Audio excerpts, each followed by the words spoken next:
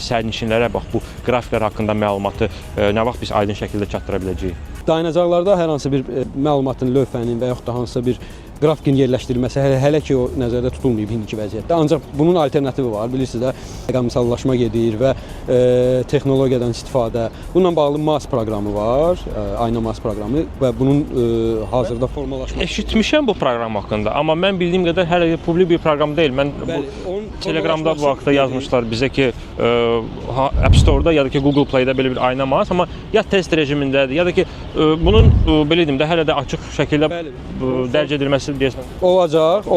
Bunun formalaşması gedir və həmin tətbiq vasitəsilə sərnişinlər marşrutların həm istiqamətləri, marşrutların qrafiki, marşrutların dayanacaqdan keçən marşrutlar barədə məlumat əldə edə biləcəklər. Onların dayanacağa yaxınlaşma müddəti, tam şəkildə bütün ətraflı məlumatları həmin tətbiq vasitəsilə sərnişinlər əldə edə biləcəklər. Nə vaxt gözləyib bu proqramı?